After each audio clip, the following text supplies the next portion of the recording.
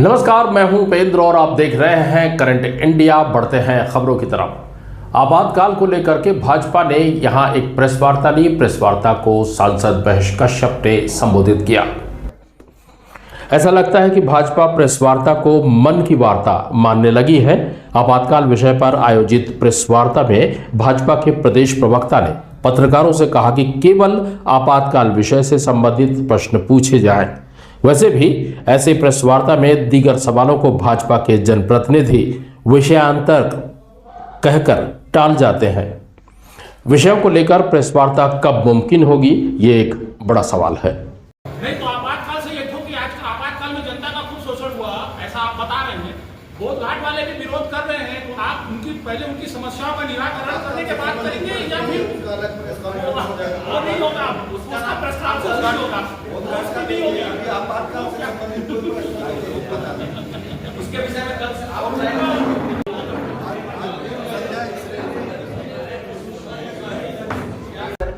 किरंदुल कोत्तावलसा की लाइन कुछ दिनों के लिए बंद रहेगी। दंतेवाड़ा तक ही ट्रेनों का परिचालन होगा।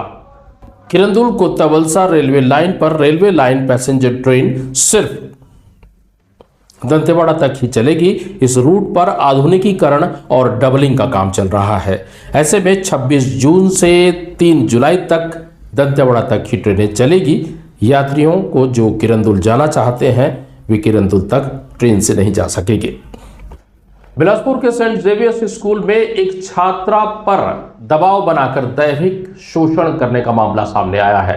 बिलासपुर के सिरगिट्टी बरनाल में मौजूद सेंट जेवियर्स स्कूल में छात्रा को दबाव बनाकर दैहिक शोषण करने का मामला सामने आया है, जिसे लेकर आम लोगों में आक्रोश है।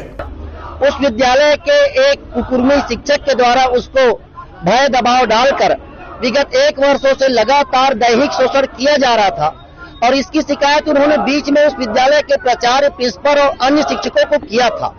हम सब लोग ये मांग लेकर सर्वसेन समाज और अन्य सभी समाज के लोग यहाँ आए हैं। माननीय जिलाधीश महोदय के माध्यम से राज्यपाल राष्ट्रपति को ये मांग कर रहे हैं कि दुष्कर्मी जो बलात्कारी है, जो शिक्षा के मंदिर को दूषित किया है, ऐसे विधर्मी, ऐसे पापी को फांसी की सजा दिया जाए और सेंट जेवियर स्कूल को जब तक पूरा जांच नहीं हो जाता तब तक वो सेंट जेवियर स्कूल सिरगिट्टी का संचालन बंद किया जाए। इस कार्य में ये भी जांच किया जाए कि एक ही बच्ची के साथ ये ऐसी घटना हुई है कि अन्य बच्चियों के साथ भी ये घटना हो सकती है, इसकी जांच किया जाए। इस काम में संलिप्त जो 2 अन्य शिक्षक हैं, प्राचार्य हैं, उनके ऊपर कार्रवाई किया जाए। 10 दिवस के भीतर कठोर कार्रवाई किया जाए और यदि 10 दिवस के भीतर कठोर कार्रवाई नहीं किया जाएगा तो बिलासपुर सहित पूरे छत्तीसगढ़ में सर्वसेन समाज के बैनर तले बहुत विशाल आंदोलन होगा और उसकी जिम्मेदारी जिला प्रशासन की होगी। दक्षिण कोलकाता में एक निर्माणाधीन शेड अचानक गिर गया, जिससे 5 लोगों की मौत हो गई। दक्षिण कोलकाता के तारातला ट्रांसपोर्ट डिपो के पास बुधवार को निर्माणाधीन शेड अचानक गिर गया। घटना में 5 लोगों की मौत हो गई। चश्मदीदों के मुताबिक उस वक्त गोदाम में ढलाई का काम चल रहा था। छत्तीसगढ़ में दक्षिण पश्चिम मानसून ने रफ्तार पकड़ ली है।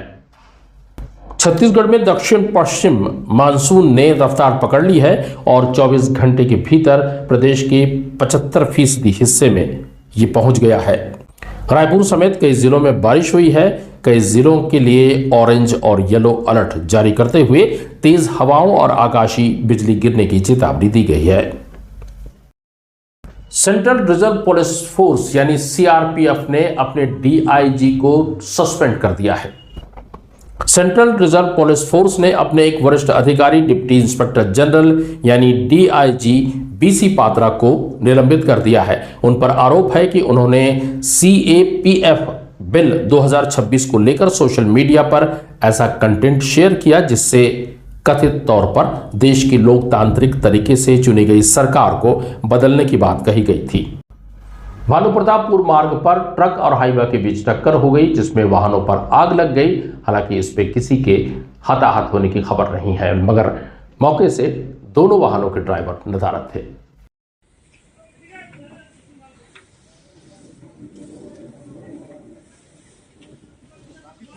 नारायणपुर में मतांतरण को लेकर के एक विवाद खड़ा हो गया है। नारायणपुर जिले के भरांडा गांव में मतांतरण को लेकर के विवाद हो गया है। मतांतरित 26 परिवारों को गांव से बाहर कर दिया गया है और कहा गया है कि आदिवासी रीति नीति अपनाने पर ही वे समाज में शामिल हो सकते हैं।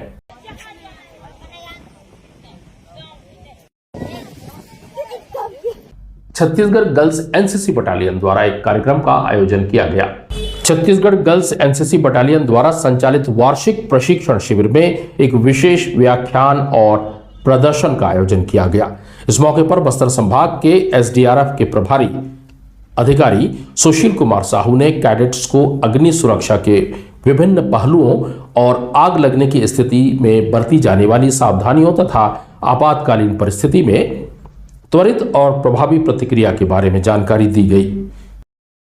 राष्ट्रीय साधना सहयोग्यता परीक्षा में इस वर्ष 177 बच्चों को छात्रवृत्ति मिलने वाली है। राष्ट्रीय साधना सहयोग्यता छात्रवृत्ति परीक्षा 2025-26 में सफलता की एक इबारत लिखी गई है, जिसे वर्षों तक याद रखा जाएगा। पिछले वर्ष पूरे जिले में मात्र 2 बच्चों को ही इस छात्रवृत्ति का लाभ मिल पाया था, जबकि इस वर्ष प्रशासन और शिक्षकों के संयुक्त प्रयासों से यह आंकड़ा लगभग 90 गुना बढ़कर 177 तक पहुंच गया।